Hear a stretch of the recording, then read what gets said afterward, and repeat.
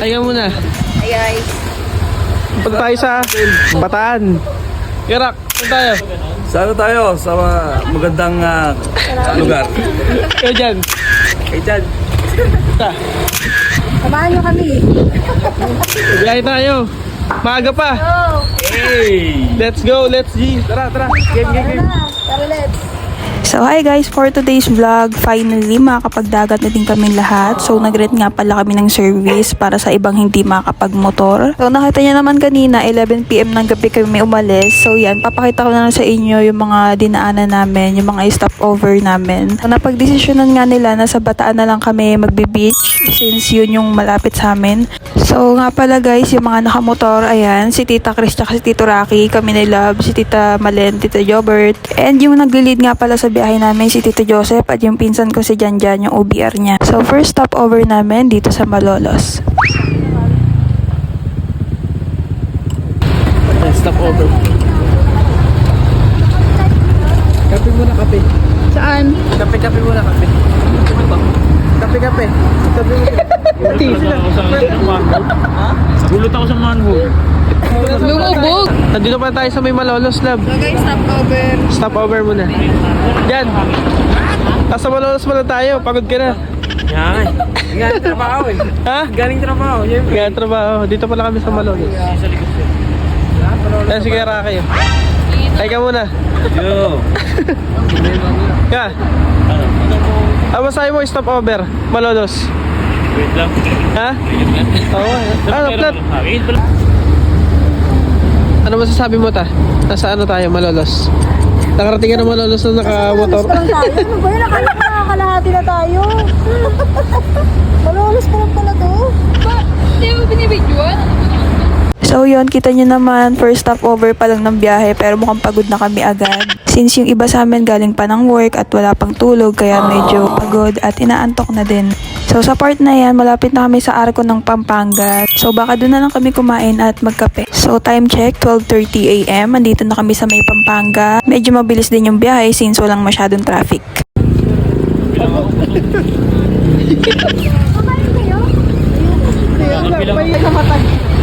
Malayo pa tayo. Wala pa tayong kalahati.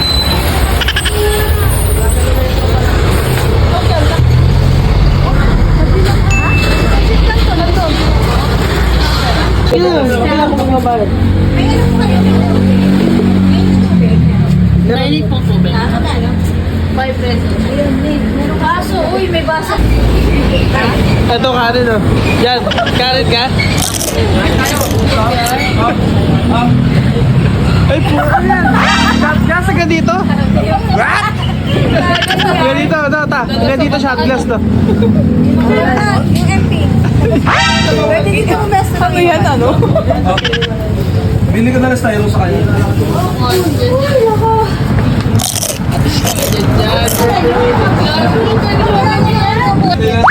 Lagi na sa pagkakas. Muna tayo, Love. Ganun. Kakape muna, no? Bili ko na kape. Tama, kape lang si Boss Toyo. Ay,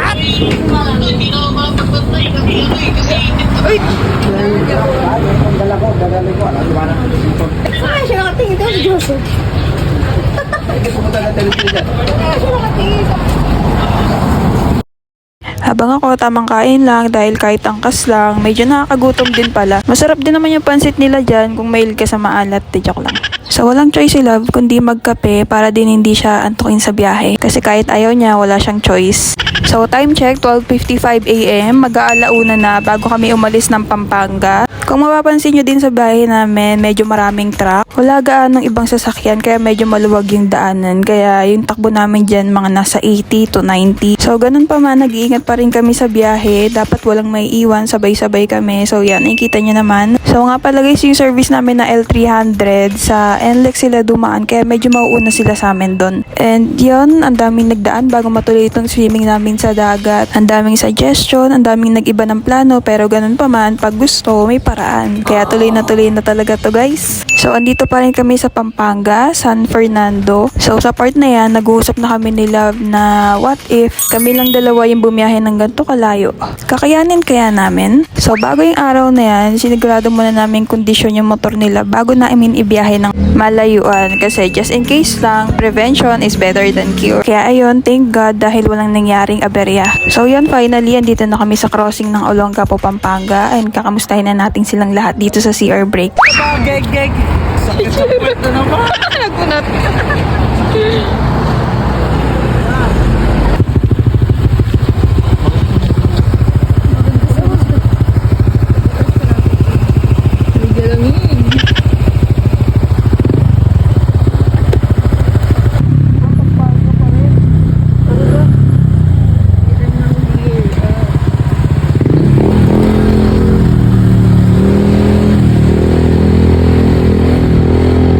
So guys, finally, andito na tayo sa Bataan. Time check, 2 a.m. Sa part na yan, kanya-kanyang hataw sila ng motor dahil sobrang luwag ng daanan. So yan, nandito na tayo sa boundary ng Bataan 3rd. So dati nagbabala kami ni Love na pumunta ng Mount Samat, pero ngayon parang nagdadalawang isip na kami dahil sa biyahe namin ngayon sobrang layo. Parang hindi talaga namin kakayanin na dalawa lang kami. So yan, malapit na tayo sa Maribeles, Bataan. And finally, andito na tayo sa Samal, Bataan.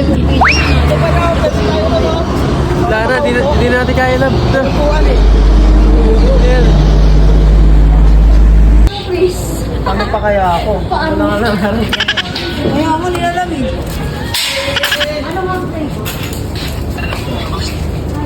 Malamig. Pagod. Sa Gugo. Barangay Gugo. Samal, Bataan. Taan. May puwet pa? Ha? May puwet ka pa? Wala na, ubus na. Wala pa tayo. Ganun pa ito naiiwan. Ano, usa ka? Okay pa yung puwet mo? Okay pa ata? Okay pa yung puwet? Kasi wala na Grabe, wala nang pwet. Baka may ano, sabihin nyo, may mga naiihi. So yun, third stopover, nag-picture lang kami dyan, bumili ng tubig at nagpahinga. Dito lang yan sa may Barangay Gugu, Samal, Bataan. So fast forward, paalis na kami dyan ng Barangay Gugu. So syempre bago tayo pumunta sa malayong lugar, need din natin i-condition yung motor para hindi lang yung may-ari. Bali, nagpalit nga pala ng panggilid, tsaka nagpa-PMS na din sila para talagang condition yung motor. And nagpalit din kami ng brake shoe para sa preno niya. So ayun, si Love na yung nag-video dyan kasi medyo nangalay na ako kakabidyo kanina. Kahit angkas, nakakapagod din pala.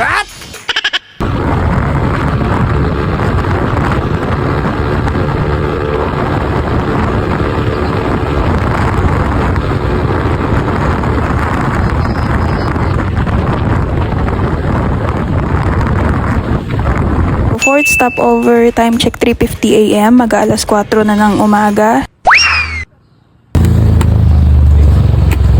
Stopover dito po sa Minas Grotto House bago mag-zigzag. Lugaw yan. Ha? Lugaw with egg.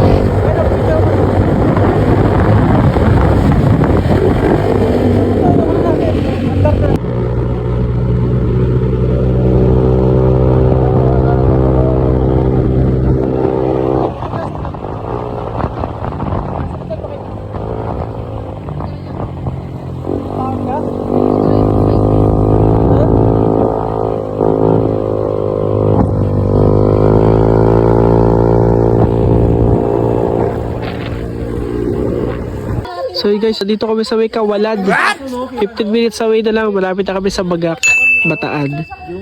Kaya pa, Love? Parang hindi ko na kaya. Hindi mo na kaya. Kung dito sa akin, akala mo aso, pero yung lobo pala. Kaya pa? Kaya pa? Sakit ng puwit ko. Aray ko po. Wala na, para paulit-ulit yung daanan dito. Grabe daanan dito. Tumagal dito, tara na. Mamaya daw sila sa Tara na, let's go. Hindi nga makontak eh. Ano na? Hindi akala ko dito na tayo. Wala ano. So, time check, 10:25 a.m. And we are 10 minutes away na lang sa resort kung saan kami nakabook. So, time check, 5:35 a.m. Nadaanan namin tong Human Toll Gate. So, kailangan daw magbayad ng 40 pesos per person para sa kanilang environmental fee. Walang data. Pagoda. Dito na lahat. Dito na ngangalun kahit hindi pa nakikita. What? Saan po yung ano niya? Yung CR niya po? Buda tanggal. Mag-helmet niyo yun. Hindi, napipi. Taglagan pa ka eh. Pagsak. So, yun muna sa ganyan guys. Bibitinin ko muna kayo at sa part 2 kay papakita yung mga kaganapan dito sa beach. Thank you for watching. Bye!